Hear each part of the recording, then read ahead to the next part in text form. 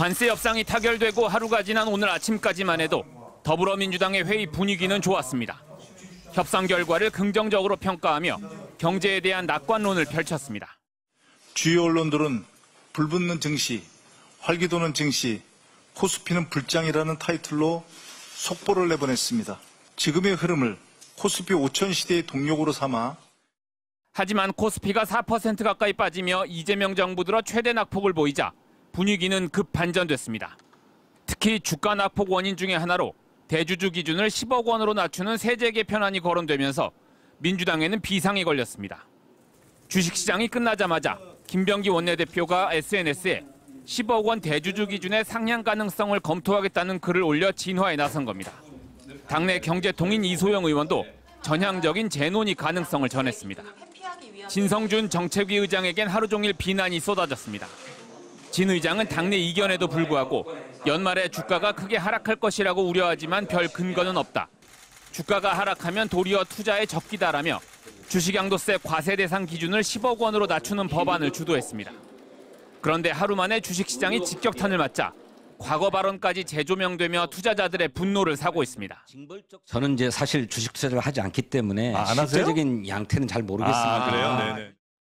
세제 개편안이 발표된 직후 국회 홈페이지에 올라온 대주주 양도소득세 하향 반대 청원에는 이틀 만에 동의수가 5만 명을 넘겨 국회 상임위 회부 조건을 충족했습니다.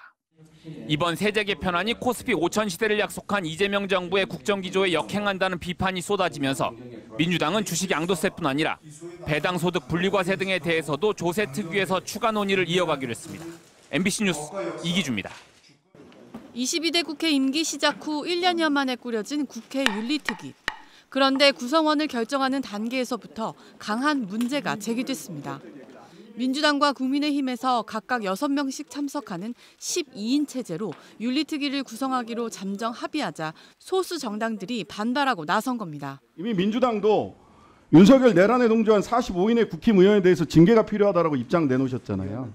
그런데 그 45인의 국힘의원들을 징계 심의를 해야 될 윤리특위에 절반을 국민의힘 의원이 한다는 게 논리적으로 앞뒤가 맞는 말인지 저는 이해하기가 어렵습니다. 반면 국민의힘도 더 이상 윤리특위 출범을 늦출 수 없다며 잠정 합의한 대로 통과시키자고 맞섰습니다. 현재 많은 사건을 계속 방치할 수 없기 때문에 여야 동수로 가자고 대승적인 합의를 했고 계속 이 논의가 공전이 된다면 앞으로 이 윤리특위는 결국 구성되지 않고 22대 전반기를 그냥 넘어갈 수밖에 없는 그런 상황에 처해 있다. 토론 끝에 제1당과 2당 대신 여당과 야당으로 나눠 6명씩으로 구성하는 안건이 제시됐습니다. 이 안건이 통과된다면 야당목 6명 전원이 국민의힘으로 구성될 수는 없는 상황이었는데 표결 결과 부결됐습니다. 제적위원 25인 중 찬성 6인, 반대 15인, 기권 4인으로 부결되었음을 선포합니다. 민주당 의원 상당수도 부결에 동참한 것으로 해석됩니다. 결국 소수정당 참여 없이 민주당 6명, 국민의힘 6명 같은 수로 윤리특위가 구성됐는데 이를 두고 여권 내에서 파열음이 터져나왔습니다. 계엄에 동조한 국민의힘 의원들과 대선 과정에서 막말 논란을 일으킨 이준석 개혁신당 대표에 대한 징계안을 논의해야 하는데 과반 의결이 불가능한 이른바 식물윤리위가 만들어졌다는 겁니다. 윤리특위가 6대 6이면 실질적으로 국힘당에 의해서 징계 여부가 결정되는 것 아니겠습니까? 저는 개인적으로 전 원내대표로서 6대 6로 구성하는 것은 적절하지 않다. 이렇게 판단이 되는데요. 국회 운영위원장을 맡고 있는 김병기 민주당 원내대표의 SNS에도 지지자들이 몰려 내란당과 협치하려는 거냐, 제명을 포기한 거냐는 성토가 이어졌습니다. 정치권에서 민주당 역시 내심으로는 식물윤리특위를 바란 것 아니냐는 해석이 나옵니다. 보좌진 갑질 논란으로 여성가족부 장관 후보에서 사퇴한 강선우 의원 징계 요구안을 비롯해 민주당 의원들에 대한 징계안도 10건이 제출돼 있기 때문입니다. 그리고 지금 현재 22대 국회에 29건의 징계안이 올라와 있는데요. 민주당이 10건, 국민의힘이 18건, 이준석 의원을 제외하면 나머지 거의 다 두 양당입니다. 또 이렇게 자당 의원 지키기로 혹시 변질되지 않을까 우려하는 분들이 상당 부분 많습니다. 일각에선 윤리특위가 소집돼도 여야가 자당 의원들에 대한 엄호로 일관하면서 실제 징계안을 통과시킬 가능성이 낮기 때문에 큰 의미가 없다고 평가절하하는 의견도 나오고 있습니다. 강선우 의원에 대한 인사청문회 직전 갑질 의혹이 제기됐습니다. 강 의원이 보좌진에게 자택 비대 수리를 지시하고 음식물 쓰레기를 버리겠다는 겁니다. 지시하지 않았다던 해명은 보좌진과 주고받은 메신저 내용이 공개되며 거짓으로 드러났습니다. 문재인 정부 당시 본인 지역구 사업을 위해 정영애 전 여성가족부 장관에게 갑질을 했다는 폭로도 이어졌습니다. 진보 진영의 반대가 잇따랐지만 당 지도부를 중심으로 강 후보자를 지키자는 의견이 강했던 것으로 전해졌습니다.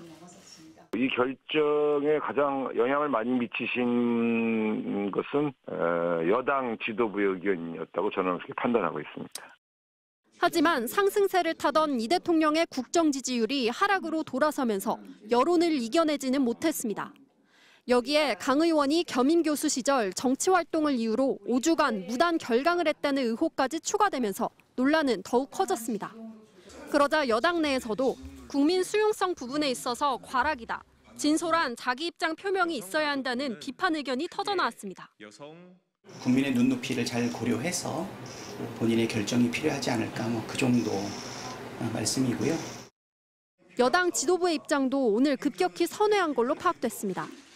임기 초반 국정 운영의 동력이 돼야 할 인선이 오히려 부담으로 작용한다는 판단에 대통령실 내부에서도 남은 건 자진 사퇴뿐이란 의견이 더해졌습니다.